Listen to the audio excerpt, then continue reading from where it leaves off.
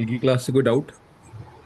Sir वैसे मेरे को छोटे छोटे डाउट हैं। एक ये आपने बताया था ना सोलर और लूनर एक्लिप्स में, तो वो सन राहु और मून केतु का बताया था ना आपने। जी। तो सर बट राहु मून तो ज्यादा मेलिशियस माना जाता है ना, मून केतु से ज्यादा तो। देखिए, क्या है कि एक तो एस्ट्रोनॉमिकल फिनोमिना है कि आकाश में कुछ हो रहा है, हम उसको चार्ट में कैसे देखें। तो मून केतु मतलब चंद्रमा पर ग्रहण है। अच्छा। लेकिन जब चंद्रमा नॉर्थ नोड पे भी है, मतलब कि राहु के साथ है, उसमें राहु की भी एनर्जी आ जाती है। अब लेकिन क्या है कि केतु चंद्रमा वाला जो आदमी है, अच्छा।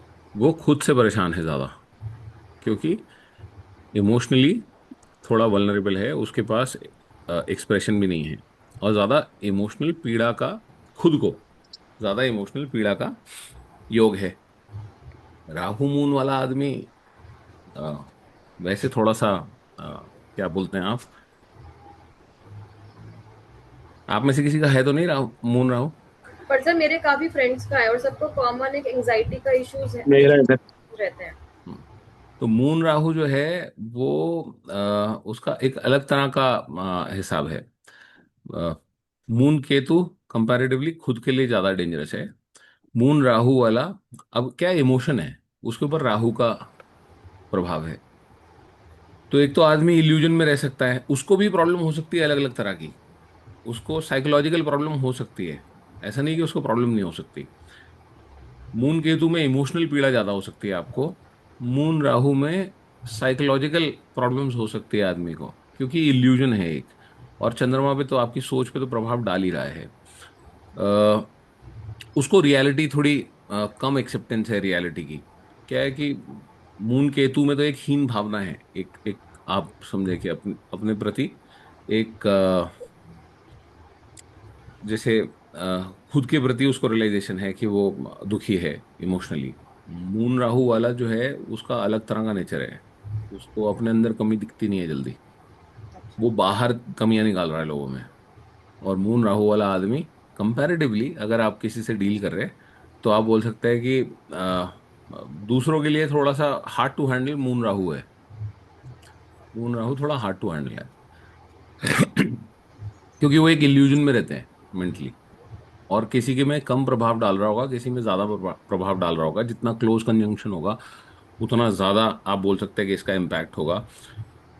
किसी का कोई दृष्टि आ रही होगी, किसी के मून राहु पे बेनिफिक दृष्टि आ रही होगी, तो उसका प्रभाव कम हो गया होगा, या वो अलग तरह से मैनिफेस्ट हो रही होगी, या थोड़ी पॉजिटिविटी आ गई आप बोलें उसमें। अगर किसी ने ऐसे प्लैनेट ने देख लिया जो मलेफिक प्लैनेट है, जैसे शनि ने देख लिया, तो फिर वो तो और गड़बड़ हो गई वहाँ, है ना, वहाँ मेलिफिसेंस आ गई। तो इस तरह से आपको अलग अलग वेरिएशंस देखने को मिलेंगी। जैसे अगर आपको लग रहा हो कि पर्दा हिल नहीं रहा है, कोई हिला रहा है, हम्म।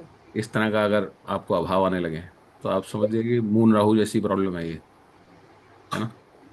उस तरह के इल्यूजन्स भी दे सकता है। और हार्ड टू हैंडल इसलिए है क्योंकि वो आदमी अपनी गलती मानेगा नहीं। अब मून राहु किसी का बहुत स्ट्रांगली काम कर रहा होगा, आपके पास चार्ट दिखाने आएगा, अगर आप उसको कुछ कह भी दोगे तो पहले तो मानेगा नहीं, फिर वो गलती आप ही की निकालेगा कि आपने मेरे को ऐसे नहीं बताया, आपने मेरे को वैसे नहीं बताया, आपने मेरे को ये नहीं किया, आपने मेरे को वो नहीं किया। तो वो थोड़ा सा और डेंजरस है। अजीत का तो पता नहीं मून राहु काम कर रहा है कि नहीं, अजीत। पता नहीं है तो सही, 9th हाउस में है तो। नहीं नहीं, तेरे मतलब because I know Ajit personally, तो आई आई कैन से कि अजीत पे प्रभाव कम दिखता है। मैं खुद हैरान हुआ जब मैंने देखा कि मून राहु है अजीत का। मैं तो मान लेता हूँ सर अपनी गलती होती है। तभी तभी तभी। लेकिन मेरे कहीं किसी ना किसी लेवल पे काम कर रहा होगा, not to that extent probably. Yes. किसी ना किसी लेवल पे कहीं ना कहीं मैनिफेस्ट हो रहा होगा। और दृष्टि भी देखने की बात है कि कोई दृष्टि आ रही है। अ, अभिषेक जी कुछ कह रहे हैं? कह रहा था मेरे भी है, काफी क्लोज है और D9 में भी। मून राहु जी। आपके में अलग तरह से मैनिफेस्ट हो रहा है। तो लेकिन उसकी मैनिफेस्टेशन तो है ही। आप समझेंगे कि एक एक्सेसिवनेस तो है ही, एक क्या बोलते हैं, एक एक्सट्रीमिज्म तो देगा ही सोच में। ठीक है, या किसी चीज के लिए पैशनेट बनाएगा बहुत ज्यादा। अगर वो पॉजिटिवली काम कर रहा है तो किसी चीज के लिए पैशनेट बना सकता है आपको बहुत ज्यादा, जब आप किसी चीज के पीछे लगेंगे। क्योंकि मून आपका कॉन्शियस कॉन्शियस माइंड भी है। तो आप जब किसी चीज के पीछे लगेंगे तो बहुत पैशनेटली पीछे लगेंगे। अब जैसे अभिषेक जी को श्लोक याद है संस्कृत के बहुत सारे, है ना, मतलब किया ही होगा ना याद। अगर कहीं से रेफरेंस देके बात कर सकता है आदमी, तो उस तरह का ज्ञान लेने का भी हो सकता है किसी को मैनिफेस्टेशन। इसमें नेगेटिव मैनिफेस्टेशन नहीं हो रहा है तो अच्छी बात है, क्योंकि नेगेटिव मैनिफेस्टेशन जो ज्यादा तकलीफ दे सकती है वो नहीं हो तो अच्छी बात है। पॉजिटिव पॉजिटिव एनवायरनमेंट में रहे कोई आदमी, सात्विक एनवायरनमेंट में रहे, तो उसको अच्छी चीजों के पीछे लग सकता है। कोई आदमी अगर साइंटिस्ट हो जाए मून राहु वाला, तो बिल्कुल वो पागलपन की हद तक पहुंच सकता है अपनी रिसर्च में, और बहुत अमेजिंग लेवल का आप बोलेंगे साइंटिस्ट भी हो सकता है, क्योंकि उसकी दिमाग की भूख तो खत्म होगी नहीं कभी। उसकी जो उसकी सोच की जो बैरियर्स हैं वो तो है ही नहीं, आप समझें। वो तो किसी भी लिमिट, वो लिमिटलेस है थोड़ा अपनी सोच में। लेकिन जब वो नेगेटिवली काम करने लगता है तो अल, अलग तरह की प्रॉब्लम देने लगता है, साइकोलॉजिकल प्रॉब्लम्स देने लगता है।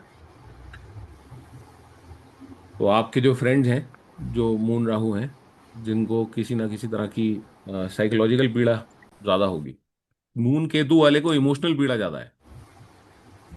और ना वो ऐसा है कि मून राहु वाला तो है कुछ दिखा कुछ रहा है, एट सम पॉइंट आपको ऐसा महसूस होगा। केतु वाला तो दिखा ही नहीं पा रहा कि जो है, उसके साथ तो वो प्रॉब्लम है, वो एक्सप्रेस ही नहीं कर पा रहा है कि अपना फीलिंग ही नहीं एक्सप्रेस कर पा रहा है। मून केतु वाले आदमी के लिए जरूरी है कि वो अपने थॉट्स लिखे, डेयरी जैसे डायरी एंट्री करते हैं लोग, या कोई अपने थॉट्स पेन डाउन करना स्टार्ट करे। वो एक अच्छा एक्सप्रेशन है उनको, मतलब उनको ना मन में, क्योंकि इकट्ठा करते करते पीड़ा ज्यादा हो रही है और वो एक्सप्रेस नहीं कर पा रहे हैं, तो वो टॉक्सिक हो रहा है अंदर। तो उसको किसी ना किसी तरह उनको आउटलेट चाहिए एक्सप्रेस करने के लिए। तो लिखना उनके लिए काफी अच्छा है कि वो लिखें और अपने अपने थॉट्स लिखें, और वो काफी अच्छा कर सकते हैं। वो एक अलग लेवल पे उनका दिमाग चल सकता है। स्पिरिचुअलिटी में बहुत अच्छा कर सकते हैं। आपको ये दिखेगा कि कोई आदमी एक्चुअली में स्पिरिचुअल है ना, या उसने स्पिरिचुअल प्रोग्रेस करी है, आपको उनका चंद्रमा अफ्लिक्टेड मिलेगा। तो चंद्रमा अफ्लिक्टेड मिलेगा, मून केतु भी हो सकता है।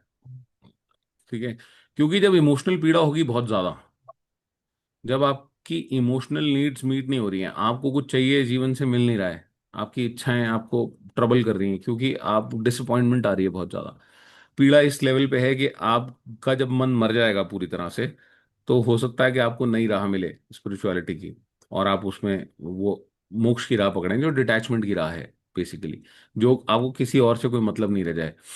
तो बहुत एक्स्ट्रॉर्डनरी प्रोग्रेस कर सकता है आदमी स्पिरिचुअलिटी में, जिसका, और आपको एक खास कर आप देखोगे कि जो लोग, जिन्होंने स्पिरिचुअल प्रोग्रेस किया है, जिन्होंने जिनको अल्टीमेट एक्सपीरियंसेस हुए हैं, आप उनका चार्ट उठा के देखोगे आपको मिलेंगे bad combinations for material wealth, bad combinations for emotional happiness. चंद्रमा तो अफ्लिक्टेड मिलेगा मोस्टली, पीड़ा में मिलेगा, क्योंकि वो पीड़ा होगी नहीं अगर, तो वो न्यू सेल्फ आ नहीं पाएगी। एक और बात है कि अगर आप क्रिमिनल्स का भी चार्ट उठा के देखोगे, अब वेरिएशन आप देखो, अगर आप क्रिमिनल्स का भी चार्ट उठा के देखोगे तो आपको चंद्रमा पीड़ित मिलेगा, लेकिन वो अलग तरह से पीड़ित मिलेगा।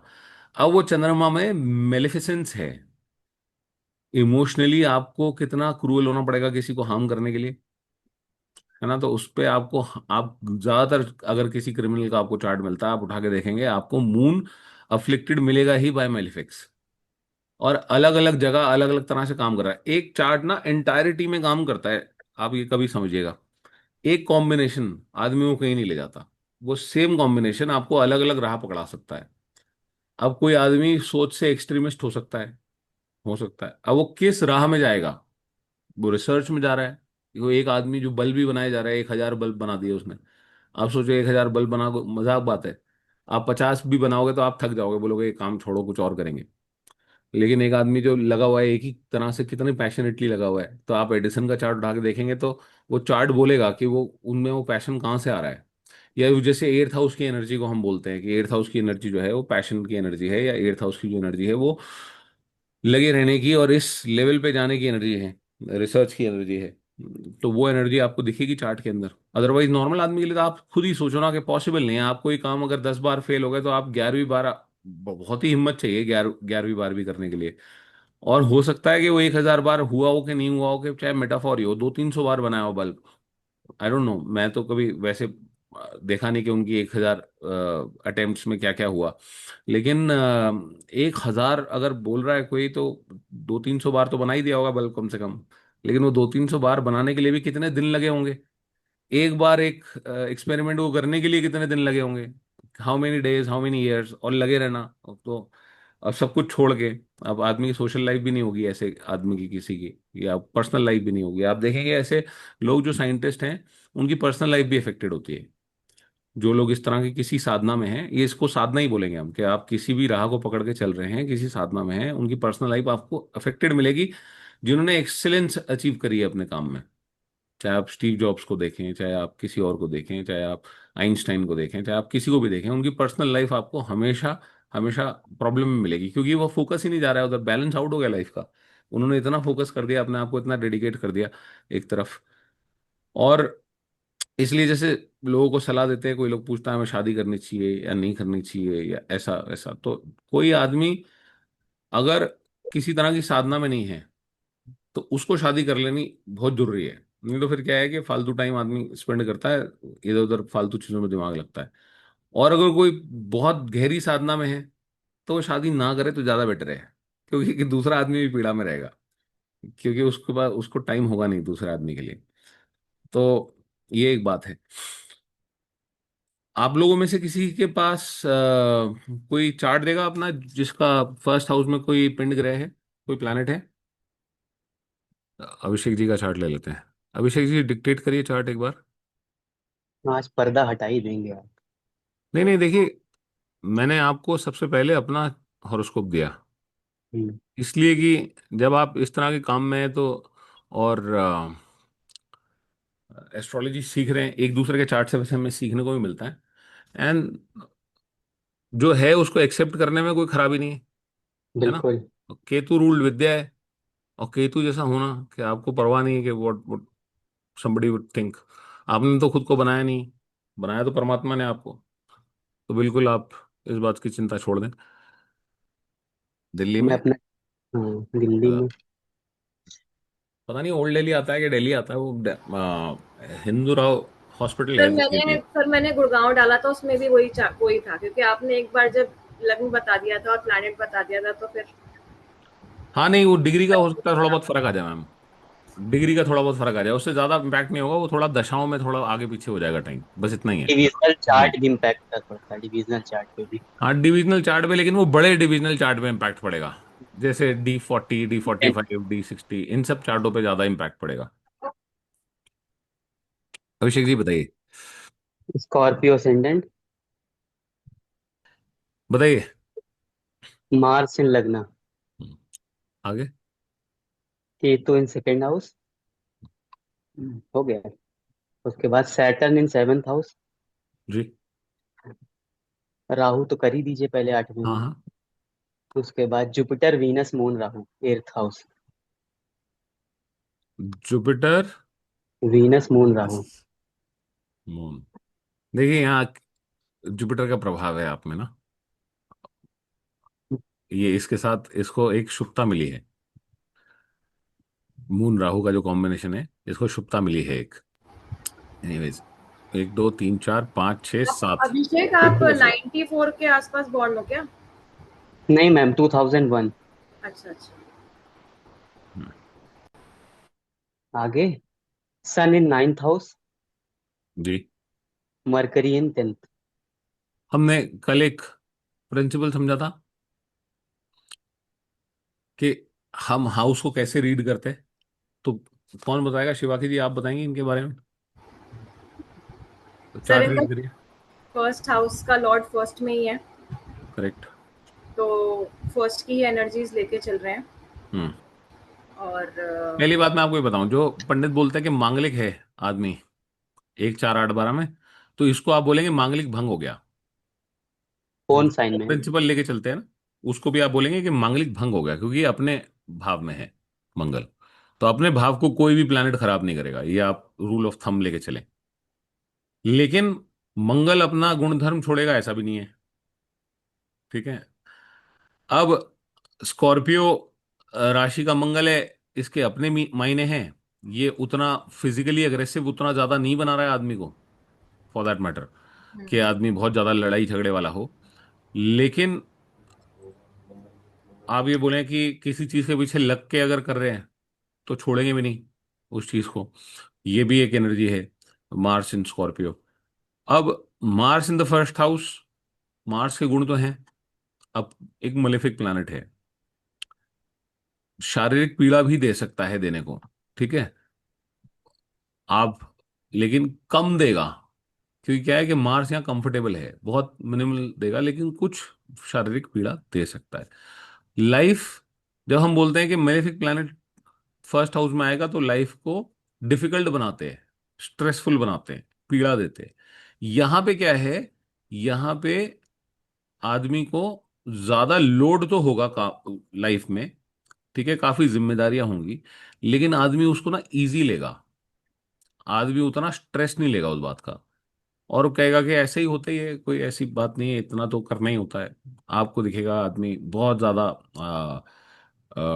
He is doing little too much, आपको लगेगा कि इतना काम क्यों कर रहा है कोई आदमी, या इतना बहुत सारे फोन बज रहे हैं, बहुत सारे लोग मैनेज हो रहे हैं एक साथ, और बहुत सारी चीजें एक साथ चल रही हैं। आपको देख के लगेगा कि यार ये आदमी स्ट्रेस में होना चाहिए, वो आदमी इजी ले रहा है, क्योंकि वो अपनी राशि का मार्स है, वो कंफर्टेबल है यहाँ। आदमी को ऐसा एहसास कम है कि बहुत ज्यादा, जो नॉर्मल कोई आदमी से कंपैरिजन करेंगे, जैसे मेरे ऐसे आदमी से कंपैरिजन करेंगे जो बहुत ही सुस्त है, बाकी जुपिटर है फर्स्ट हाउस में, तो ये आदमी मेरे से हो सकता है कि 4 गुना ज्यादा एफिशिएंट हो और काम करता हो, और स्ट्रेस नहीं ले रहा है। मेरे जैसा आदमी देखेगा, बोलेगा यार इतना क्यों करना है, इतना क्यों परेशान हो रहे हो, लेकिन उनको लगता है कि नॉर्मल है। और खैर, सर पर ये वर्कआउट भी करेंगे, जिम जाएंगे तो he will do very good, specially in हाँ डे टाइम। बिल्कुल करना चाहिए, इनको जिम जाना चाहिए, इसमें कोई डाउट नहीं है। क्योंकि ये जो राशि है अपने आप में, है ना, वाटर साइन है, ये अपने आप में एक थोड़ा सुस्त साइन है। तो जितना अपने आप को एक्टिव रखेंगे उतना अच्छा। मार्स आने से बैलेंस तो क्रिएट हुआ है, क्योंकि मार्स है। स्थिर राशि, जी कुछ कह रहे हैं अभिषेक जी? स्थिर स्थिर राशि है ना, हाँ फिक्स्ड स्थिर साइन। राशि है। तो अब और मार्स जो है उसका मूल त्रिकोण साइन ये है, मार्स हम्म, एक्टिव प्लैनेट है, तो यहाँ पे एक बैलेंस क्रिएट हुआ है। कुछ चीजों में बैठ के ज्यादा काम कर सकते हैं, ज्यादा मूवमेंट वाला काम हो सकता है, कि और ज्यादा चेंजेस करने पसंद नहीं है इनहेरेंटली, है ना, कि बहुत ज्यादा बदलाव। आपको ऐसे लोग मिलेंगे कि 10-10 साल एक ही जगह काम कर रहे हैं, चेंज कम करना चाह रहे हैं ये, या 20-20 साल एक ही जगह काम कर रहे हैं, ज्यादा एनवायरनमेंट चेंज करना फिजिकली इनको पसंद नहीं है, क्योंकि एक फिक्स साइन है लगन में, और वाटर साइन भी है। अब पानी का क्या है कि पानी में वेट भी होता है पानी, और वाटर साइन फिक्स साइन, तो मूवमेंट थोड़े सा बहुत ज्यादा पसंद नहीं है। चंद्रमा ऑल दो एरी साइन का है, सोच में डुअलिटी है चंद्रमा की। ठीक है, एक्टिव भी कभी और कभी फिक्स्ड भी। तो जिसको हम बोल रहे हैं कि चर भी है और अ, स्थिर। स्थिर भी है, ये बेसिकली डुअल साइन है। द्वि स्वभाव राशि का चंद्रमा है। अब दिमाग से तो बहुत शार्प होंगे ये, है ना, और दिमाग इनका बहुत तेज दौड़ता होगा, क्योंकि एक तो 3 नंबर राशि में चंद्रमा है, ऊपर से राहु का साथ मिला हुआ है चंद्रमा को, तो ये लिमिटलेस हो रहा है दिमाग इनका। अच्छी बात यह है कि शुभ ग्रहों के साथ है, दो दो शुभ ग्रह हैं, तो नेगेटिवली मैनिफेस्ट नहीं हो रहा है। लेकिन फिर भी एट्थ हाउस में है। अब आप समझिए कि एट्थ हाउस को बल मिल रहा है। अब इनके केस में एट्थ हाउस को बल मिलने पे ये गलत राह भी जा सकते थे, लेकिन इन्होंने सही राह पकड़ी। एक तो ज्योतिष सीखना भी अपने आप में, या बोले इस तरफ का इंटरेस्ट होना भी अपने आप में एक पॉजिटिव मैनिफेस्टेशन है। नहीं, और या किसी और डीप रिसर्च में जाना, फंडामेंटल रिसर्च में जाना, अपने आप में एक पॉजिटिव यूटिलाइजेशन है इस तरह के प्लैनेट्स की। और ये परमात्मा करके देता है आपको, मतलब अलाइनमेंट, कि आप किस राह पे जा रहे हैं। जिन प्लैनेट्स का साथ है उससे भी आपको दिखता है कि क्यों ऐसा हो रहा है। रीड करिए, चार्ट रीड करिए। प्रिया जी आप बताइए क्या हो रहा है इनके साथ। फर्स्ट हाउस में फर्स्ट लॉर्ड है। प्रिया जी चार्ट रीड करिए, बताइए क्या आपको क्या लगता है। जो हम कल बात कर रहे थे, जब हमने एक हाउस के अंदर प्लैनेट को देखा और देखा कि ये किस तरह का आदमी का नेचर होगा। सर मतलब उसमें अगर फर्स्ट लॉर्ड फर्स्ट हाउस में ही होता है, हम्म। सेकंड लॉर्ड, तो वो अपने आप में ज्यादा कि अपनी क्वालिटी के उस इंसान को देता है। हेल्थ अच्छी हो सकती है, बट जैसा आपने इसमें बताया कि इनको कुछ प्रॉब्लम हो सकती है क्योंकि मार्स है। वो एक और भी कारण है उसका, क्योंकि वो मार्स तो खैर मलेफिक प्लैनेट है बाय नेचर। वो एक कुछ ना कुछ तो दे सकता है इशू फिजिकल लेवल पे। बट अपनी राशि का है तो उतनी ज्यादा इनको प्रॉब्लम होगी नहीं, वो उतना पेनफुल नहीं होगी इशू। छोटी मोटी कोई प्रॉब्लम है तो वो उतना पेनफुल नहीं है उसको। उन्होंने उसको बड़ा नहीं बना रखा अपनी लाइफ में ना। उसकी लाइफ में उस बात को अपनी लाइफ में उतनी इंपॉर्टेंस नहीं दे रहे वो अगर थोड़ी बहुत पीड़ा होगी भी तो उसको आप बोलेंगे इग्नोर कर रहे हैं और ही ओके विद इट। यहाँ पे एक और बात है कि मार्स जो है ना वो सिक्स्थ लॉर्ड भी है। अब ऐसा नहीं है कि सिक्स्थ लॉर्ड होने का इम्पैक्ट नहीं आ रहा होगा, थोड़ा इम्पैक्ट इसका भी आ रहा होगा। लगन में लगन लॉर्ड है लेकिन सिक्स्थ लॉर्ड भी है। आदमी कॉम्पिटिटिव है बाय नेचर। ये देखिए ये साइन जो है ना, ये तो इसमें तो उदारता है, ये तो ब्राह्मण साइन है। इसमें कॉम्पिटिटिव की भावना नहीं है, लेकिन इसमें और इस लॉर्डशिप में कॉम्पिटिटिव भावना है। समझ रहे हैं आप कि ये जो है ये आदमी को लड़ने की एक जील देगा कि आदमी को स्टैंड लेने की, या आदमी लड़ सकता है या कॉन्फ्लिक्ट्स में एंटर कर सकता है। ये एक बात आपको देखने को मिलेगी, क्योंकि एक तो मार्स का नेचर है, ऊपर से सिक्स्थ लॉर्ड भी है।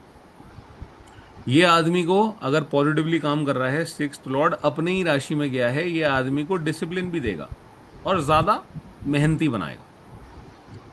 सर ये ओन आदमी साइन को भी है स्कॉर्पियो, मार्स का ओन साइन भी है। तो एक आपने बताया ना कि कॉन्टिनेंस जो पैशन होता है वो मतलब स्कॉर्पियो साइन में आता है। जी बिल्कुल है। और बहुत स्ट्रॉन्ग स्कॉर्पियो हैं आप, क्योंकि हाउस का लॉर्ड हाउस में बैठा है तो और ज्यादा स्ट्रेंथ मिल गई है आदमी के कैरेक्टर में। जो ये क्या है, राशि और स्ट्रांग हो गई। इसका लॉर्ड आके बैठ गया ना यहाँ पे, तो इसको सपोर्ट मिल गया। सर एक क्वेश्चन है कि इनका जो सिक्स्थ हाउस है वो हम ये मानेंगे कि स्ट्रांग हो गया, जैसे अगर कोई डिजीज हुई तो वो इजीली रिकवर करेंगे क्योंकि इम्यूनिटी स्ट्रांग हो देखिए गई। इम्पैक्ट तो करेगा, लेकिन क्या है कि हैंडल कर सकते हैं वो। इम्पैक्ट तो करेंगी चीजें इनको, इनकी लाइफ में हमेशा कुछ ना कुछ हो सकता है लगा रहे। छठे घर से रिलेटेड, छठा घर जो जो चीजें आपको पता हैं उन सब चीजों का डायरेक्ट इम्पैक्ट है आदमी के ऊपर। लेकिन उतनी डिफिकल्टी नहीं है क्योंकि प्लैनेट अपने अपनी राशि में गया है ना। और सर उतनी ज्यादा फंक्शनल बेनिफिट डिफिकल्टी भी नहीं। हो गए क्योंकि फंक्शनल बेनिफिट तो है ही, मार्स तो हाँ 159 का लॉर्ड है। फंक्शनल में हाँ। इनके लिए अच्छा ही करेगा। पीड़ा से, मेहनत से, डेली चैलेंजेस से, मुश्किलें उठा के, तकलीफें लेके आदमी बेहतर आदमी बनेगा, पर्सनालिटी इंप्रूव होगी। मेहनत करने से एक तो क्या है कि वेस्टफुल एफर्ट्स हैं, यहाँ पे वो एफर्ट्स वेस्टफुल नहीं है। यहाँ पे इनकी काबिलियत बना रहे हैं, यहाँ पे इनको इम्प्रूव करने का काम कर रहे हैं, लगन को इम्प्रूव कर रहा है।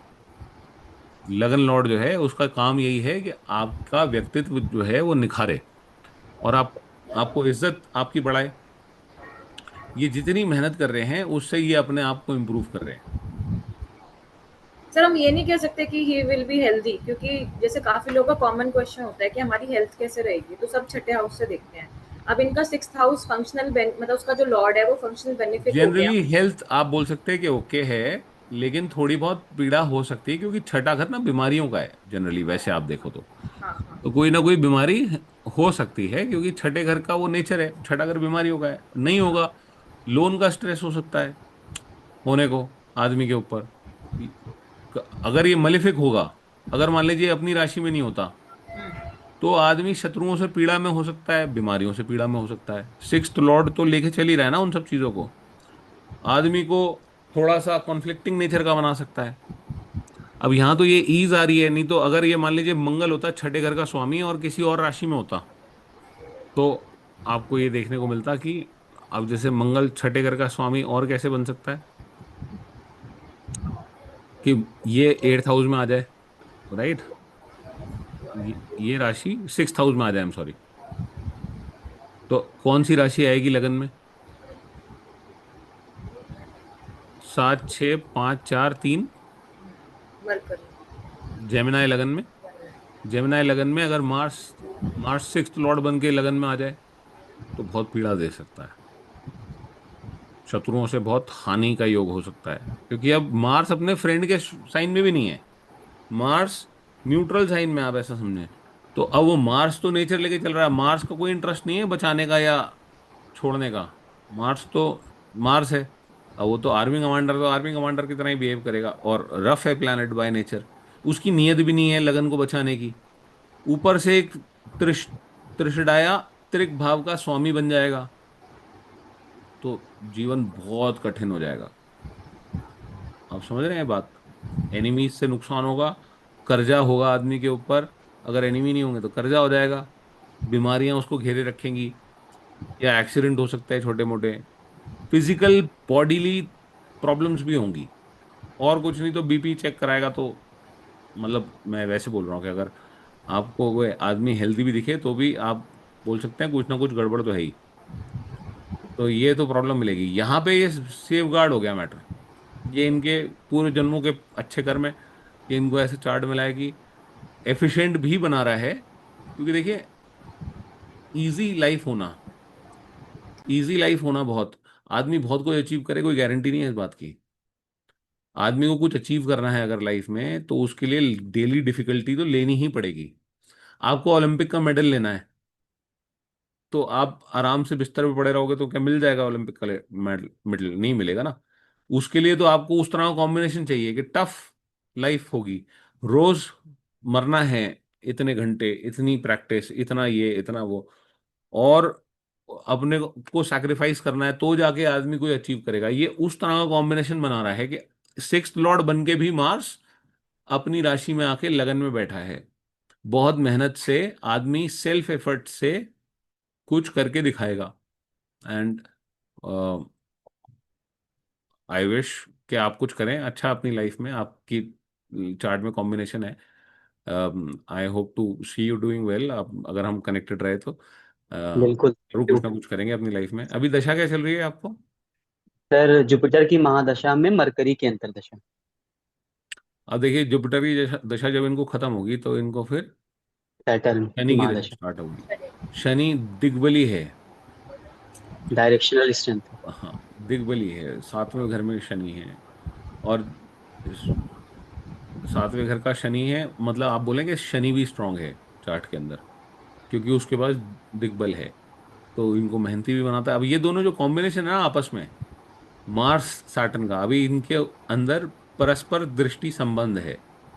ये इसको देखता है, ये इसको देखता है, तो एक कॉम्बिनेशन बना रहे हैं। अब सैटर्न जो है वो क्या है ना, वो 3rd लॉर्ड है चार्ट का, एक त्रिशडाया प्लैनेट है, जनरली भी एक डिफिकल्ट प्लैनेट है। तो ये यहां से भी थोड़ी सी तो पीड़ा ऐड कर रहा है जीवन में। ठीक है, माँ का भी प्रभाव है जीवन के ऊपर। मैरिज। हाँ जी। नहीं, माँ का इम्पैक्ट भी होगा मतलब स्पाउस पे, क्योंकि फोर्थ लॉर्ड भी है ना सैटर्न। नहीं, स्पाउस पे तो होगा ही, लेकिन आप पे भी है। 7th हाउस से आ रहा है वो एक अलग बात है, लेकिन माँ की जिम्मेदारियां भी हैं। ठीक है, माँ से रिलेटेड जिम्मेदारियां आ रही हैं, और कुछ ना कुछ उसके उनके प्रति आप बोलें कि थोड़ी बहुत पीड़ा भी आएगी उससे, क्योंकि ये सैटर्न जैसा प्लैनेट है जो 4th लॉर्ड बन के देख रहा है लगन को। तो उनके प्रति जिम्मेदारियां आएंगी जो इनको निभानी पड़ेंगी, जो which are not very easy. वो थोड़ा डिफिकल्ट हो सकती है। ये दोनों जब आपस में कॉम्बिनेशन बनाएंगे ना, तो काफी मेहनत का कॉम्बिनेशन बनाएंगे। थोड़ा डिफिकल्टी तो देंगे लाइफ में, लेकिन मेहनती बनाने का कॉम्बिनेशन बनाएंगे, और आदमी अपनी मेहनत से कुछ बनेगा। सैटर्न मार्स जो है वो अपने आप में मेहनत का योग बनाते हैं चार्ट के अंदर। और सैटर्न की दशा लेकिन आएगी तो आप कुछ अच्छा अचीव करेंगे, आप सोसाइटी में पोजीशन अचीव करेंगे, ये बात भी है। सर एक अपनी मेहनत क्वेश्चन है मत इसमें करेंगे। कि यहाँ पे कभी जो लग्न का लॉर्ड कह लो या लग्न लग्न लॉर्ड पे कह लो आप मंगल पे। लग्न लॉर्ड ही है मंगल। हाँ हाँ, लग्न लॉर्ड पे अभी शनि की या फोर्थ हाउस का लॉर्ड देख रहा है उनको, बट वहीं अगर फोर्थ हाउस डायरेक्ट, जैसे अगर इनका मंगल 10वें घर में होता और तब देखता और वो प्लैनेट भी बेनिफिक होता है, जैसे चंद्रमा खुद बैठा होता चौथे घर में, तो फिर हम कहते हैं कि माँ के प्रति आपको सुख मिलेगा बना लेते या। हैं मैम, ऐसे नहीं, बना लेते हैं, चार्ट बना लेते हैं। आप बताइए, आपकी इमेजिनेशन को थोड़ा वो देते हैं। सर मतलब मैं ऐसे ही हाँ इमेजिन बताइए कर बताइए, रही चार्ट बताइए, आप इमेजिन ही कर रहे हैं ना चार्ट हम कोई। हूँ। हाँ हाँ हाँ हाँ अगर कोई लाइव आदमी होगा तो हमें देखना थोड़ा आसान हो जाता है कंपैरेटिवली ना, क्योंकि उससे बात करके आप रिकन्फर्म कर सकते हैं कि ऐसा हो रहा है कि नहीं हो रहा, हाँ हाँ हाँ। है ना। लेकिन फिर भी आपकी अगर जिज्ञासा है तो उसके लिए ट्राई करते हैं। बताइए क्या बोल रहे हैं आप, कि मार्स को हम यहाँ रखें 10वें घर में। हाँ, मार्स को यहाँ रखें और सामने राशि मून को बताइए रख दें। यहाँ, लगन बताइए यहाँ कौन सा करें। लगन बहुत इंपॉर्टेंट है मैम। नहीं, ऐसे लग्न यही है, अभिषेक वाला ही है। अच्छा, ठीक है। अभिषेक ही है, हाँ। तो मतलब मैं बस ये सोच रही थी, इनकी सिचुएशन अलग करने की कोशिश कर रही थी कि किस सिचुएशन में ऐसा नहीं होगा जो आप बता रहे थे। कैसा कैसा नहीं होगा। तो जैसे क्योंकि अभी आपने इसलिए कहा ना इनको कि इनकी मदर के प्रति इनकी जिम्मेदारियां ज्यादा है क्योंकि ये सैटर्न है। अगर यही कोई बेनिफिक प्लैनेट बैठा होता अभिषेक के उस पे देख रहा होता हाँ इनको तो तो। जिम्मेदारियां तो फिर भी होती, उसका इम्पैक्ट तो होता, अच्छा लेकिन वो इजी इम्पैक्ट होता। अच्छा। सैटर्न जो है ना वो थोड़ी पीड़ा ऐड कर सकता है, हो सकता है कि ओल्ड एज में और उनकी इनको केयर करनी पड़े ज्यादा। तो ये भी एक चीज हो सकती है कि आदमी को जब किसी की केयर होनी करनी होती है तो आपको फिजिकली तो उसमें लगना ही पड़ता है ना, एक सैक्रिफाइस तो है ही ना। अगर आपको कोई आपके घर में ओल्ड लोग हैं जिनकी आपको केयर करनी पड़ती है, उनके प्रति मेहनत तो करनी ही पड़ती है ना, इतना आसान तो है नहीं। तो उस तरह से भी मैनिफेस्ट होती हैं चीजें। इट इज नॉट जस्ट कि आप इसी तरह से मैनिफेस्ट होगा। अब जब हम ये देखते हैं कि फोर्थ हाउस पे क्या प्रभाव है, फोर्थ हाउस पे तो मरकरी का प्रभाव है हम्म और मार्स का भी प्रभाव है। हम्म अब मरकरी एक बेनिफिक प्लैनेट है ना। मार्स का नेचर लेकिन जरूर आ रहा है मदर में थोड़ा, और मरकरी का भी नेचर आ रहा है यहाँ इनके एक्सपीरियंस में ऑफ मदरहुड। ऊपर से सैटर्न देख रहा है अपने भाव को, तो कितना इंपॉर्टेंट हो गया है भाव इनकी लाइफ में। जब किसी भाव पे बहुत सारे प्लैनेट्स दृष्टि करते हैं, उस भाव को इंपॉर्टेंस मिलती है आदमी की लाइफ में। ठीक है, वो इंपॉर्टेंट हो गया है ऑलरेडी। सैटर्न अपने भाव को देख रहा है, अपने भाव को स्ट्रांग कर रहा है। मार्स लगन लॉर्ड है, इस भाव को देख रहा है, और मरकरी सामने से देख रहा है। तो ये इन तीनों प्लैनेट के गुण आ रहे हैं कहाँ, फोर्थ हाउस में। ये तीनों प्लैनेट के गुण इनको अपने घर के अंदर भी मिलेंगे। और इतना ही नहीं है, यहां से जुपिटर भी देख रहा है, हम्म। क्योंकि जुपिटर की, मैं अभी आता हूं इस बात पे कि इन तीनों प्लैनेट्स की, मार्स की, सैटर्न की और जुपिटर की स्पेशल दृष्टियां हैं। इनको दो एक्स्ट्रा दृष्टियां मिली हैं।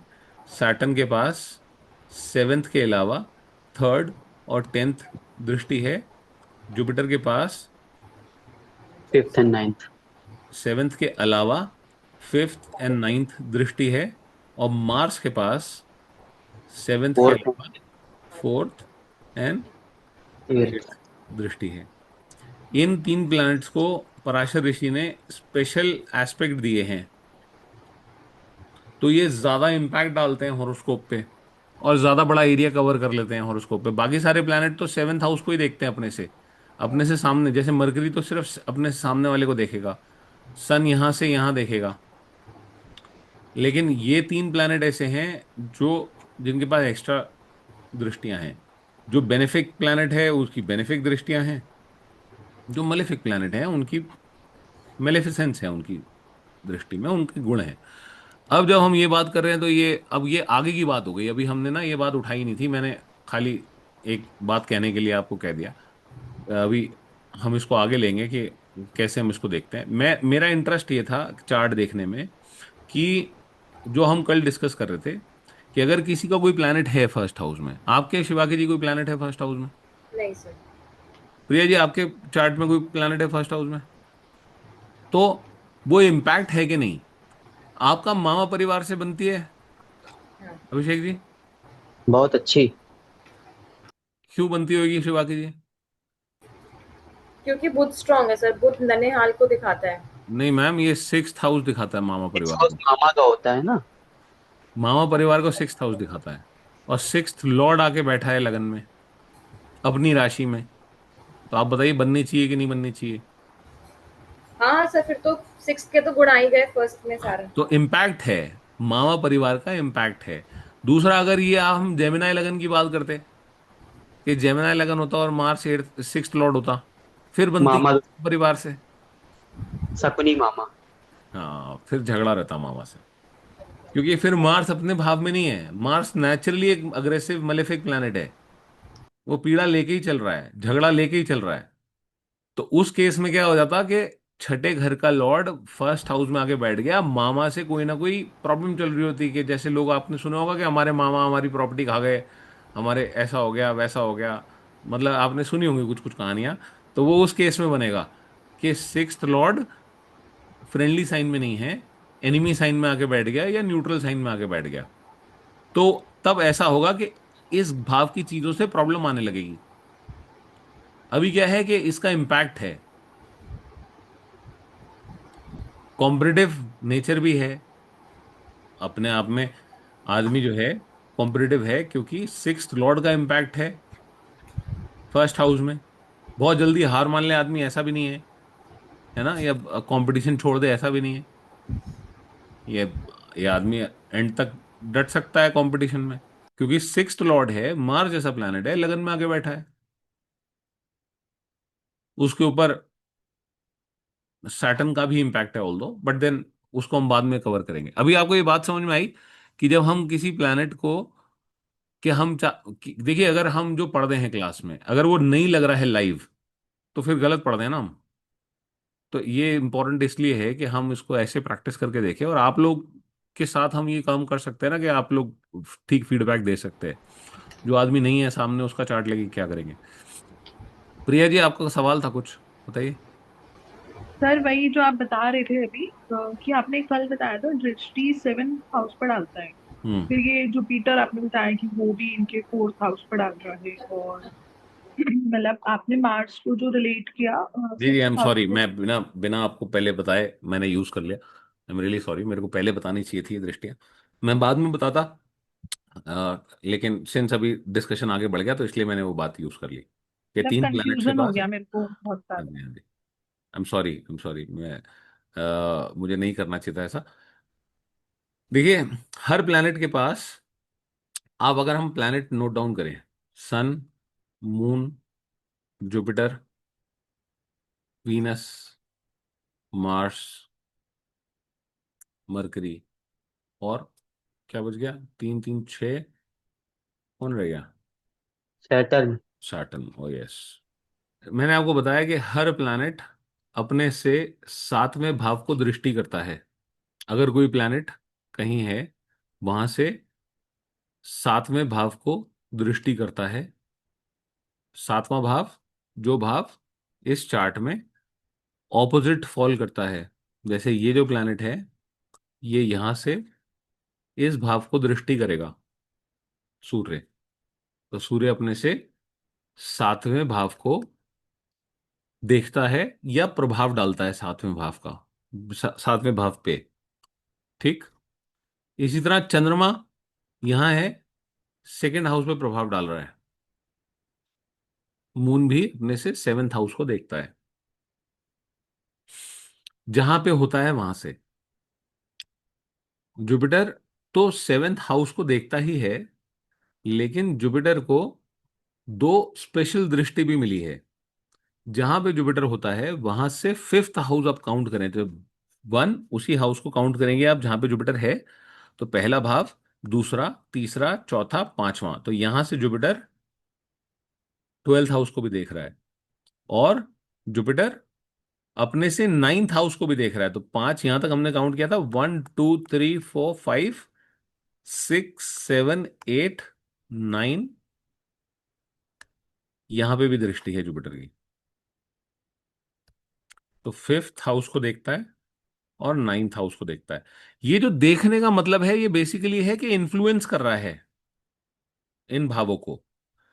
हर प्लैनेट अपने से सेवेंथ हाउस को इन्फ्लुएंस करेगा, और तीन प्लैनेट ऐसे हैं जो एक्स्ट्रा दो हाउसेस को इन्फ्लुएंस कर रहे हैं। जैसे मार्स अपने से फोर्थ एंड एट्थ को भी इन्फ्लुएंस करता है।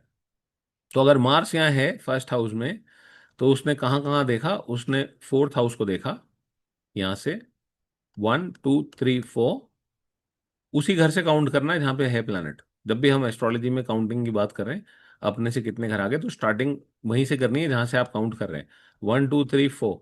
तो मार्स का इम्पैक्ट इस हाउस पे भी है, और मार्स अपने से एट्थ हाउस को भी देखता है, तो मार्स का इम्पैक्ट यहां भी है। तो अब आप देखिए कि ये जो कॉम्बिनेशन है, इसको लगन लॉर्ड भी देख रहा है। इसी तरह मरकरी के पास सिर्फ एक ही दृष्टि है, सेवेंथ, मतलब वो जहां बैठा होगा अपने से सातवें भाव पे प्रभाव डालेगा।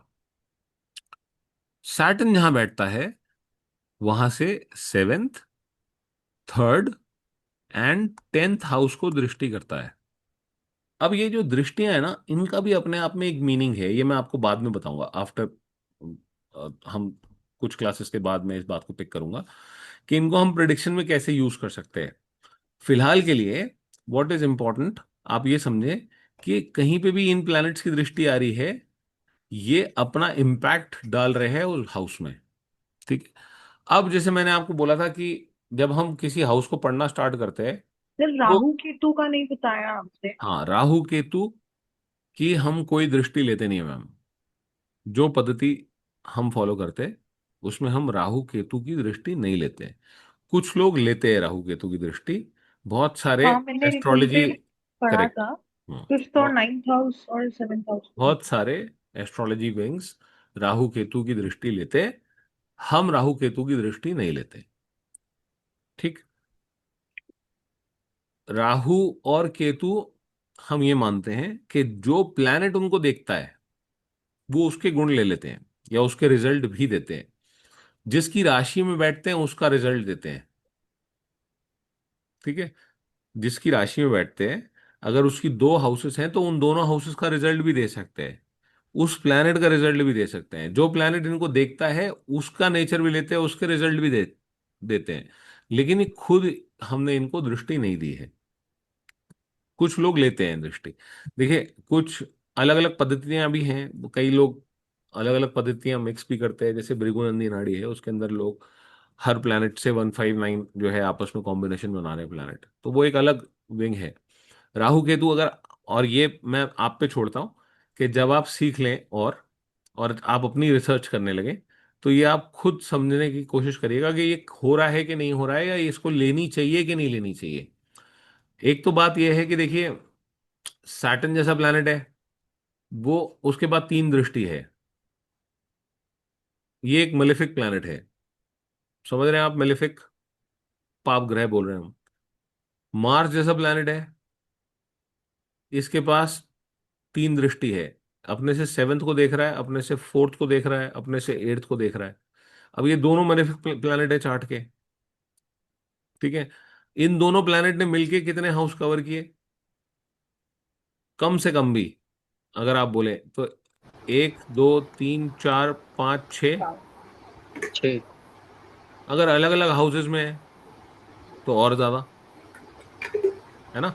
कम से कम 6 भाव तो कवर कर ही रहे हैं, इसमें तो कोई जी। डाउट नहीं। अब इसके अलावा अगर हम राहु केतु को भी दृष्टि दें, पहले तो जहां ये बैठे हैं वहां पे डायरेक्ट अफ्लिक्शन है ही, मान लो आप। राहु केतु क्या मलेफिक ये प्लैनेट्स हैं। चार्ट में हमेशा ऑपोजिट प्लेस्ड होते हैं हाँ जी, हाँ राहु जी, हाँ केतु जी, भी? Always always okay. 180 degrees apart. अगर ये 360 डिग्री का चार्ट है, ठीक है, यहाँ पे जीरो से स्टार्ट करके 360 डिग्री यहाँ अगर आप खत्म करें, तो ये दोनों प्लैनेट एक दूसरे से 180 डिग्रीज अपार्ट हैं। दो हाउस में आ गए, तो अब कितने हाउस हो गए आप काउंट करो, जिन हाउस पे अफ्लिक्शन आ गई है। 8 हो गए सर। तो बचेगा क्या कुंडली में, आप बताओ? अगर इनको भी आप तीन तीन दृष्टि दे दो, अब इनको भी बोलोगे ये भी यहाँ भी देख रहा है, ये यहाँ भी देख रहा है। अब बताओ, ना नौवा बचेगा ना पहला बचेगा। इसको भी दे दो अगर आप दृष्टि, फिर ये यहाँ से यहाँ देख लेगा, यहाँ से यहाँ देख लेगा। अगर इसने यहाँ से यहाँ देख लिया तो शादी भी खा जाएगा आदमी की। ये यहाँ से यहाँ देख लेगा तो आदमी का, आप बोलो कि ट्रेडिशन फॉलो करने का हिसाब किताब गड़बड़ कर देगा। ये यहाँ से यहाँ देख लेगा तो छोटे भाई बहन के लिए गड़बड़ करेगा। तो कितने, पूरा चार्ट ही ले लिया इन्होंने, तो लाइफ में बचेगा क्या आपकी। और क्योंकि ये दोनों पिंड ग्रह नहीं है, जो the logic behind it it is कि दीज आर मैथमेटिकली कैलकुलेटेड अंशास या mathematically calculated points in the sky, जो हम, जहां पे मून का एक्सिस इक्लिप्टिक को काट रहा है, मतलब सूर्य के पाथ को चंद्रमा का, और चंद्रमा का तो एक्सिस छोटा है। मतलब आप समझिए कि ये अगर पृथ्वी है तो चंद्रमा यहाँ पे चक्कर काट रहा है पृथ्वी के पास। चंद्रमा कितनी दूर है पृथ्वी से? 3,84,000 किलोमीटर मीन डिस्टेंस है, कभी थोड़ा पास कभी थोड़ा दूर। 3,84,000 किलोमीटर है मून पृथ्वी से। सूर्य कितना दूर है पृथ्वी से? 49.6 मिलियन किलोमीटर्स।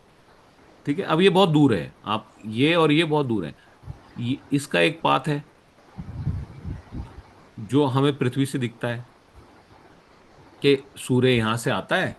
अगर हम इसको फैला दें, बेसिकली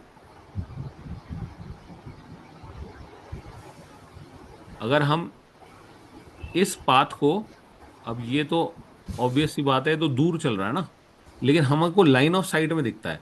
हम इसको अगर फैला दें और बड़ा कर दें विजन में, क्योंकि हमें पता नहीं बीच में कितना डिस्टेंस है, तो ये कहीं ना कहीं काटेंगे ना अपने आप को। ये दोनों अगर इसको आप बड़ा कर दें तो ये इसको यहाँ काट देगा, इसको यहाँ भी काट देगा। तो ये जो हम पॉइंट ले रहे हैं जहाँ पे ये कट रहा है, मून का पाथ और सूर्य का पाथ, वो एक्लिप्स पॉइंट है। क्योंकि वहीं पे ऐसा हो सकता है कि ये एक दूसरे की लाइन में आ जाए, जब सूरज यहाँ हो चंद्रमा यहाँ हो, आपको सूरज दिखना बंद हो जाए, तो ये एक्लिप्स पॉइंट है। तो सूर्य ग्रहण हमेशा कब होगा? सूर्य ग्रहण हमेशा अमावस्या पे होगा।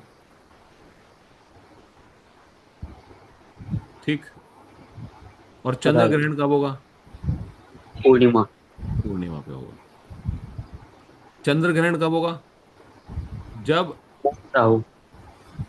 राहु तो हमारी अंडरस्टैंडिंग के लिए हम बोल रहे हैं, लेकिन अगर हम एक्चुअल देखें आकाश में, तो आपने देखा कि सूर्य यहाँ है, चंद्रमा यहाँ है।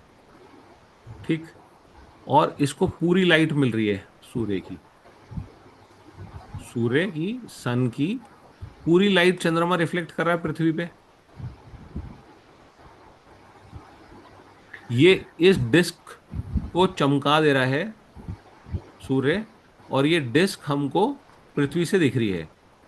अब आप मानिए कि जैसे ही ये पृथ्वी यहाँ बीच में आ जाएगी, ये आपको दिखना बंद हो जाएगा, क्योंकि इसकी लाइट रोक ली पृथ्वी ने।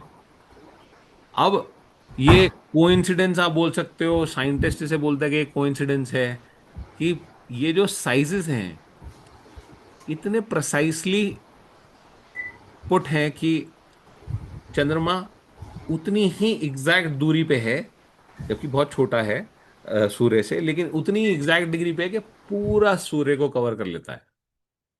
अब ये कोइंसिडेंस है तो हो सकता है ना। और पृथ्वी का उतना सरकमफ्रेंस है कि पूरा मून को कवर कर लेता है, तो चंद्र को ग्रहण लग जाता है। डिस्टेंसेस मैटर करते हैं ना। जब आप देखिए कि आप, अगर आपने देखा ये अंगूठा आप दूर रखेंगे अपने से, तो ये एरिया कवर नहीं कर रहा है ज्यादा, लेकिन जैसे ही आप अपने पास ले आएंगे तो बहुत बड़ा एरिया कवर कर लेगा। वो आपको दिखेगी नहीं ना चीज, जब आप अंगूठे को अपने पास रख लेंगे अगर, तो आपको इसके पीछे का बैकग्राउंड दिखने के बंद हो जाएगा। इतना प्रेसाइज डिस्टेंस पे कि एक चीज छुपानी है, वो उस लेवल पे है दोनों आपस में। बहुत जबरदस्त कोइंसिडेंस है। अब साइंस कैसे एक्सप्लेन करेगी इस बात को मेरे को पता नहीं, लेकिन साइंटिस्ट ये मानते हैं कि ये तो कोइंसिडेंस है। बिग बैंग थ्योरी से बनी है ना यूनिवर्स तो, और अचानक हुआ है सब कुछ, सब अपने आप हुआ है समहाउ। तो पता नहीं कैसे एक्सप्लेन करेंगे इस बात को कि एग्जैक्ट प्रिसाइज डिस्टेंस कैसे हो सकता है कि ये दोनों आकाश में अटके हुए हैं और उतनी दूरी पर अटके हुए हैं कि ये फिनोमिना भी होता है। हाउएवर, आपको ये समझ में आया कि चंद्र ग्रहण हमेशा पूर्णिमा पे लगेगा, मतलब पृथ्वी बीच में आ गई है। जब सूर्य की रोशनी बिल्कुल लाइट कर रही है चंद्रमा को, तब। और आपको जब भी पूर्णिमा का जो चंद्रमा दिखता है ना, वो ऐसा नहीं है कि सन पीछे से लाइट नहीं मार रहा है उसके। अगर ये मून है तो मून की आपको वो डायरेक्शन दिखती है जहां पे सूर्य सामने से लाइट मार रहा है। जैसे अगर आप पृथ्वी पे यहाँ हैं, अगर आप यहाँ अर्थ पे हैं और सन यहाँ है, ये पूरी डिस्क को चमकाएगा। यही डिस्क दिख रही है आपको, आर पार नहीं जा रही है सूर्य की रोशनी। इधर कुछ नहीं दिख रहा है, इधर अंधेरा दिख रहा है। तो जब सूर्य और चंद्रमा एक, जैसे ये सूर्य है और ये पृथ्वी है, अर्थ, जब मून यहां आएगा एक लाइन में हो जाएंगे दोनों, in one line of site. ये अमावस्या है, क्योंकि अब मेरे को ये जो मून है इसके अंदर लाइट नहीं आ रही, क्योंकि ये सन की लाइट इसको पीछे से गिर रही है। दूसरी साइड डिस्क चमकी हुई है, ये वाली साइड डार्क है, इसलिए मुझे मून दिख नहीं रहा। मुझे वही साइड दिखती है जो सूर्य चमका रहा है और मेरी लाइन ऑफ साइट में आती है। एनीवेज, तो हम आपको राहु केतु के लिए, क्योंकि हमने बोला वो मैथमेटिकली कैलकुलेटेड पॉइंट्स हैं और वो फिजिकल फॉर्म में नहीं है, पिंड ग्रह नहीं है, इसलिए भी हमने उनको दृष्टि नहीं दी। कुछ लोग लेते हैं, लेते आए हैं, कुछ बड़े बड़े पंडित लोग भी ले रहे हैं, कुछ यूट्यूब पे आने वाले पंडित लोग भी लेते हैं, बड़े बड़े लेते हैं और लेते रहें। वो अपना उनका तरीका है चीज़ें डिकोड करने का, अपना अपना मेथोडोलॉजी है। अब किसी को सही गलत तो हम क्या कमेंट कर सकते हैं, मैं इस लायक हूं नहीं कि मैं किसी की विद्या पे कमेंट करूं। बट हम नहीं ले रहे, क्योंकि हमें नहीं लॉजिक बन रहा। क्योंकि आपको जैसे मैंने बताया कि अगर हमने ये इनकी दृष्टि ले ली तो बचेगा नहीं कुछ चार्ट के अंदर। सर तो सेवेंथ हाउस वाले भी नहीं लेते वैसे, वो नहीं तो मैम, फिर ऑपोजिट वो तो होगी कि। सेवेंथ हाउस तो लेने की जरूरत ही नहीं ना। एक हाउस में राहु बैठा, उसके हाँ। सेवेंथ में तो केतु बैठा ही है। हाँ, तो ये भी नहीं तो वो मानते कि। एक्सिस, वो पूरी की ठीक है। पूरी एक्सिस जो है वो अफ्लिक्टेड है, राहु हम्म। और केतु। तो ये 1-7 एक्सिस में है, ये दोनों घर तो अफ्लिक्टेड ही है ना। एक घर में ये आ गया, दूसरे में तो ये आ ही गया ना। एक की तरफ आप पैशनेट हैं, एक तरफ से आप थोड़े डिटैच्ड हैं। इनका इम्पैक्ट तो आपको हमेशा दिखेगा ही। केतु यहाँ आ गया तो ये एक्सेस इन्होंने 4-10 एक्सेस हम इसको बोलेंगे, 4 और 10, ये पूरी एक्सेस अफ्लिक्ट कर दी इन्होंने। एक योग बोला जाता है आजकल, बड़ा पॉपुलर योग है, आपने सुना होगा, बड़ी बड़ी मंदिरों में पूजा होती है उसकी, उसको काल काल सर्प दोष दोष। बोलते हैं। तो राहु यहाँ आ गया, केतु यहाँ आ गया, और बाकी सारे प्लैनेट अगर यहाँ हैं इन हाउसेस में, यहाँ यहाँ यहाँ यहाँ और यहाँ, तो अगर ये ऐसा हो गया तो ऐसा मानते हैं कि राहु केतु ने सारे प्लैनेट्स को बांध दिया एक तरफ। इसको काल सर्प बोलते हैं। तो हालांकि क्लासिकल टेक्स्ट में ऐसा कुछ नहीं है, मॉडर्न टाइम्स की देन है ये। तो जब हम क्लासिकल टेक्स्ट पढ़ते हैं तो काल सर्प दोष कुछ काल सर्प दोष कुछ नहीं होता है। लेकिन क्या होता है कि जब आप किसी पंडित के पास बैठते हो, कोई तकलीफ चल रही है, तो वो प्रॉब्लम ढूंढता है आपके चार्ट में, और प्रॉब्लम ढूंढता है और फिर बोलता है कि ये वाली पूजा कराना अच्छा है। कोई बोलता है कि नाग नागिन चढ़ाना पड़ेगा सोने का, कोई चांदी का चढ़वा रहा है, कोई कुछ कर रहा है। तो अलग अलग तरह की पूजाएं होती है। लेकिन हालांकि आप देखोगे कि जो काल सर्प दोष वाले हॉरोस्कोप हैं, आपको ज्यादा कुछ करते मिलेंगे वो लोग, आउट ऑफ ऑर्डिनरी। बहुत हाई पोटेंशियल हो जाएगा वो चार्ट। वो ऐसा ऑर्डिनरी 9 to 5 वाली जॉब वाला चार्ट नहीं होगा। वो उसमें कुछ ज़्यादा आपको एक्स्ट्रा एनर्जी मिलेगी। आप ऑब्जर्वेशन की बात है, काल सर्पदोष काम कर रहा है नहीं कर रहा है वो एक अलग बात है, बट आपको कुछ अलग करता हुआ मिल सकता है आदमी को, आउट ऑफ ऑर्डिनरी। तो मतलब ज़्यादा पोटेंशियल हो रही है काल सर्पदोष से, तो मुझे ऐसा लगता है काल सर्पदोष वाले लोग ज़्यादा बेहतर कर रहे हैं। जी शिवाकी जी। सर राहु केतु तो उल्टा नहीं घूमते हैं, मतलब जैसे अभी आपने उल्टा ही चलते हैं, उल्टा ही चलते हैं। तो फिर ये उल्टा तो चलते राहु, ट्रांजिट में। हाँ तो जैसे राहु और केतु तो इस समय मतलब फिर तो सारा खाली हो गया ना, जिस तरीके से आपने दिखाया, क्योंकि बाकी प्लैनेट्स तो ऐसे घूम रहे हैं एंटी क्लॉकवाइज, तो क्लॉकवाइज वो घूमेंगे वो तो। तो अपने आपको चार्ट में वो एंटी क्लॉकवाइज दिख रहे हैं, क्योंकि हम चार्ट को ऐसे बना रहे हैं 1 2 3। हाँ हाँ। ठीक है, वो तो ठीक अपने मोशन में ही घूम रहे हैं। हम चार्ट को उस चार्ट में कैसे रिप्रेजेंट कर रहे हैं वो अलग बात है। हम्म, ये चार्ट हमने अपनी कन्वीनियंस के लिए बनाया है। हम्म, ठीक है। जब आप अगर आप साउथ इंडियन चार्ट बनाते हैं जब, तो साउथ इंडियन चार्ट में तो इसी मोशन में चलते हैं। साउथ इंडियन चार्ट में यही मोशन है जिसको आप क्लॉकवाइज मोशन कह रहे हैं शायद। ये नहीं जो नहीं मोशन है, सर, मैं ये कह रही थी कि जैसे अगर हम कहते हैं कोई प्लैनेट फर्स्ट से सेकंड हाउस आ गया, तो उसने फॉरवर्ड मूवमेंट कर ली ना, जैसे कुछ ये ट्रांजिट फॉरवर्ड जैसे। मूवमेंट जो है ये राइट मोशन ही है। वो आपको हाँ, चार्ट में भले ही एंटी क्लॉकवाइज दिख रहा है, वो खाली रेफरेंस पॉइंट है। पर सर ये राहु केतु तो ऐसे घूमते हैं ना उल्टा, मतलब correct they correct, will go from 12 to first. बिल्कुल ठीक कह रही हैं आप। तो वो फिर रिवर्स मोशन में चलते काल हैं, सर्प हमेशा तो तब हुआ। रेट्रोग्रेड है। हाँ, तो पर काल सर्प तो फिर तब हुआ ना जब सारे प्लैनेट 12 टू 6 में आ गए, नॉट इट 12 डजेंट मतलब। मैटर, बात ये हो रही है कि राहु केतु एक्सिस के एक तरफ हैं अगर अच्छा। सारे प्लैनेट। अगर मान लीजिए राहु यहाँ है हम्म, और केतु यहाँ है हम्म, और सारे प्लैनेट यहाँ हैं, हम्म। पांचवें घर में, छठे घर में, सातवें घर में, आठवें, नौवें में, तो भी कालसर्प बोल हो जाएगा ये। अच्छा, अगर अपर वाले में हुए हेमिस तो भी होगा। अगर कोई प्लैनेट बाहर निकल गया हम्म, एक, तो काल सर्प नहीं हुआ ऑल दो, लेकिन पंडित लोगों से आप मिलोगे तो बोलेंगे कि अर्ध काल सर्प हो गया। हम्म, उनको तो कुछ निकालना है। तो अगर ये मान लीजिए शनि आ गया, तो वो बोलेंगे कि अर्ध काल सर्प ही हो गया आपके चार्ट में। तो कुछ भी मतलब क्योंकि सर जनरली लोग बोलते हैं ना कि आपका चंद्रमा राहु केतु के एक्सिस में आ गया, ऐसा तो फिर वो दोनों वो तरफ ही राहु तो केतु के एक्सेस में आना थोड़ी प्रॉब्लम है। कोई भी प्लैनेट जो राहु केतु एक्सेस में आ जाता है वो आप मान लें कि अफ्लिक्टेड है। कोई भी प्लैनेट, सर उस फिर तो वही एक्सेस की तो एनर्जी बात हो ऐसी गया। है। जी। सर फिर वो वही तो डाउट हो गया मेरा नहीं कि नहीं नहीं राहु केतु के एक्सिस में तो हम डायरेक्शन ऐसे ही तो देखेंगे। नहीं, मतलब। डायरेक्शन कैसी भी हो, राहु उल्टा चल रहा है, ये प्लैनेट सीधा चल रहा है। हम्म, लेकिन राहु के पास ही आ जाने से प्रॉब्लम हो गई है। राहु केतु एक्सेस का मतलब, एक हाउस में राहु है, एक हम्म, हाउस में केतु है। इन हम्म, दोनों में से वो समझने की बात है कि अगर केतु यहाँ है और राहु यहाँ है, तो कोई भी प्लैनेट या तो यहाँ होगा या यहाँ होगा, हाँ, अफ्लिक्टेड है। राहु केतु एक्सेस है ये 1 7। पहले हाउस में भी अफ्लिक्शन है, सेवेंथ में भी अफ्लिक्शन है। राहु अगर सेकंड हाउस में है तो 2 8 एक्सेस हो गई राहु अच्छा। केतु की। दूसरा घर भी राहु केतु, राहु और केतु के पास दूसरा 8वें घर की जिम्मेदारी हो गई, एक तरह से ऐसे नहीं पकड़ मतलब सकते हैं बात अगर को। चंद्रमा दूसरे 8वें में आ गया तो ही है, हाँ, किसी तो और राहु का। केतु एक्सेस में आ गया। किसी और भाव में है चंद्रमा, अगर मान लीजिए राहु केतु यहाँ है, चंद्रमा यहाँ है, तो राहु केतु एक्सेस में नहीं है चंद्रमा। राहु केतु एक्सेस का मतलब यही है कि ईदर ऑफ द टू, किसी एक के साथ है। के साथ है, ठीक है, ठीक कोई भी प्लैनेट जो राहु केतु एक्सेस में आ रहा है, एक्सेस का मतलब ये है कि 4 10 एक्सेस, तो या तो चौथा घर और 10वां घर ये कंट्रोल किया हुआ है राहु केतु ने। मतलब अब कंजंक्ट हो। कोई भी प्लैनेट हाँ यहाँ कंजंक्ट है in any of these two, तो उसको हम बोलेंगे राहु केतु एक्सेस में है। सर मेरा ना ननेहाल पे एक छोटा सा क्वेश्चन था, if you allow me to take. तो बताइए। सर जैसे मतलब एक है, मैं एक मेरे नोन में, जैसे अगर उनका 7th से लग्न स्टार्ट हो रहा है, 7वें नंबर से, और उनका ऐसे करके 12वां नंबर आता है उस पे, नन्हेहाल वाले हाउस पे, और जुपिटर उनका 12th में बैठा हुआ है, तो बट उनकी तो नन्हेहाल से बहुत बनती है, इस कारण क्योंकि जुपिटर ही खुद के घर को देख रहा है, क्योंकि करेक्ट। ऐसे। इसने स्ट्रॉन्ग कर दिया ना इस भाव को। अच्छा।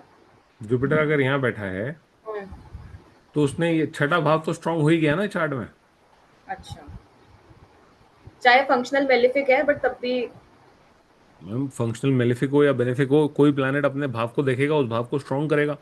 ठीक। छठे घर में, हालांकि यहाँ पे जुपिटर के भी गुण हैं।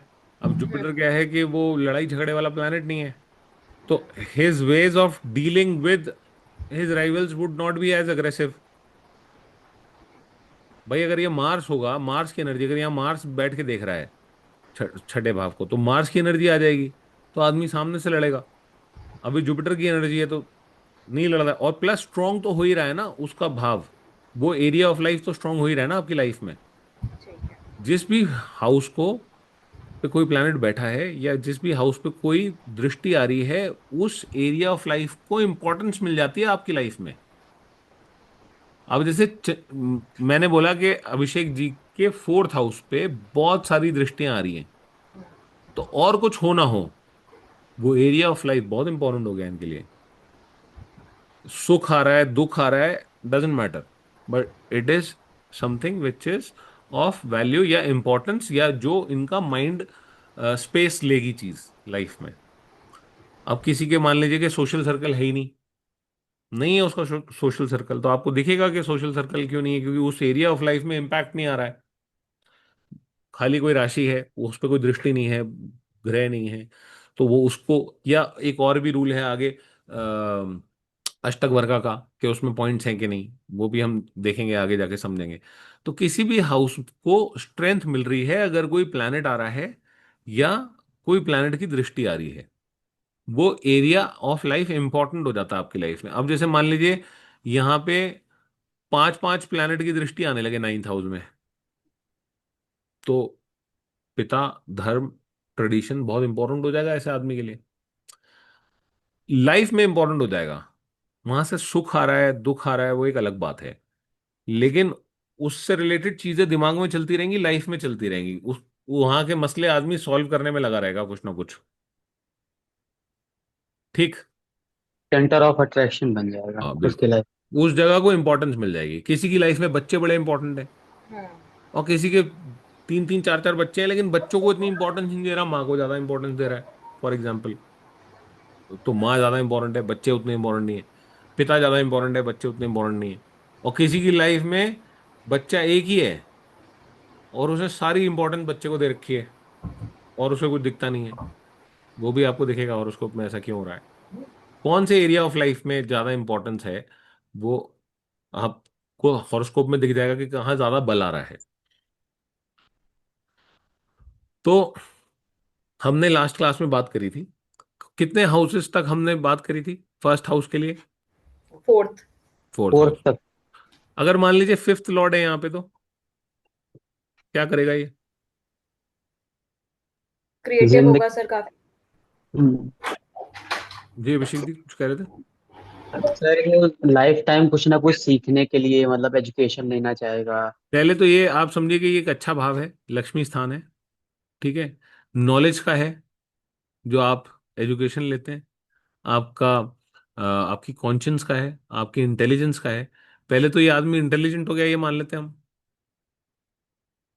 ठीक, इंटेलिजेंस इसका, इसकी बुद्धि इसका साथ देगी। अब ये बड़ा अच्छा कॉम्बिनेशन है डिफिकल्ट सिचुएशंस के लिए, कि सिचुएशन कोई भी हो, इस आदमी की बुद्धि इसका साथ देती रहेगी। यही है ना कि बुद्धि उठ के आपके पास आ गई। राइट। अब एक और एंगल है इसको देखने का। अब बच्चे जो हैं इसको डायरेक्ट इम्पैक्ट कर रहे हैं इसके, हम्म। फिफ्थ हाउस प्रोजेनी का है, इसको डायरेक्ट इम्पैक्ट है बच्चों का। अब अगर ये कोई बेनिफिक प्लैनेट है, तो बच्चों की जिम्मेदारी लिए चल रहा है ये आदमी।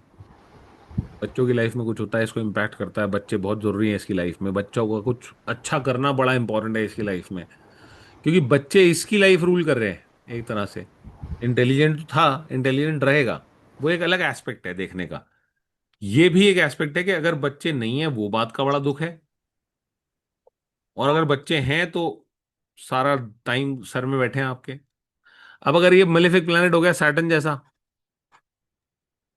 तो ये आदमी घर जाएगा और ये आपसे बोलेगा कि मैं घर जाता हूँ, बच्चे सिरिंज लगा देते हैं, खून चूसते हैं मेरा, बहुत दुखी करते हैं, लेकिन इंपॉर्टेंट भी हैं, उनसे बच भी नहीं सकते। और अगर ये कोई बेनिफिक प्लैनेट होगा, तो वो उस जिम्मेदारी को एंजॉय कर रहा है आदमी, लेकिन बच्चों का इम्पैक्ट 100% है, और बहुत इंपॉर्टेंट है। बच्चे नहीं होंगे उससे पहले कोई लव अफेयर होगा, वो बड़ा इंपॉर्टेंट हो जाएगा। मलेफिक दृष्टि आ गई कोई, तो पता लगा वो नस वस काट रहा आदमी के प्यार में पागल हो गया, कि उस तरह का भी हो सकता है, कि कुछ भी हो सकता है, कि खून से लेटर लिख रहे हैं, अगर कोई मलेफिक दृष्टि भी आ गई तो। जैसे कुछ कहने का मतलब ये है कि ये जो एरिया ऑफ लाइफ है वो आपके ऊपर रूल कर रहा है। बुद्धि साथ देगी हमेशा, लेकिन अगर मलेफिक इन्फ्लुएंस आ गया कोई, तो भी आपको ये देखना पड़ेगा कि उसको आप फैक्टर इन करके चलोगे, कि प्रॉब्लम भी आ रही है कोई ना कोई। अगर कोई मलेफिक इन्फ्लुएंस आ गया, मान लीजिए कोई खराब हाउस का लॉर्ड बन गया, अब जैसे सैटर्न है किसी चार्ट में, फिफ्थ और सिक्स्थ लॉर्ड है, कौन से चार्ट में होगा ऐसा, बताइए?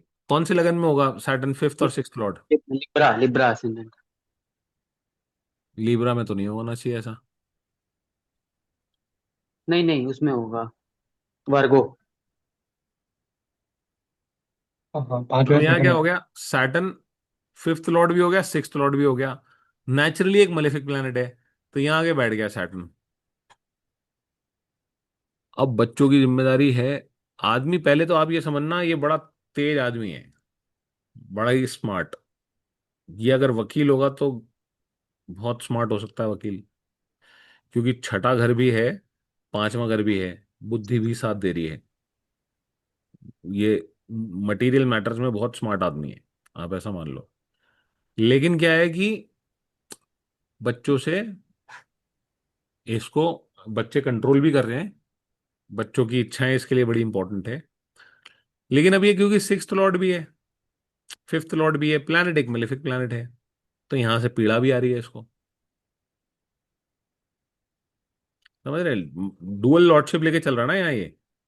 वैसे ही एक बेनिफिक प्लैनेट है, नुकसान नहीं करना चाह रहा। अभी तक ये बहुत अच्छी प्लेसमेंट है, लेकिन बाई चांस मंगल ने देख लिया मान लीजिए, अब गड़बड़ हो जाएगी यहाँ, क्योंकि मंगल ने मेलिफिसेंस डाल दिया। या राहु केतु एक्सेस में आ गया, तो अब क्या हो गया, अफ्लिक्शन हो गई। मंगल की अफ्लिक्शन हो गई, राहु केतु की अफ्लिक्शन हो गई, तो अब यहाँ गड़बड़ हो गया मैटर। समझ रहे? Yes, no? Yes. Yes sir. तो इस तरह से हम रीड कर रहे हैं हॉरोस्कोप को। सिक्स्थ लॉर्ड लगन में अगर, तो क्या होगा?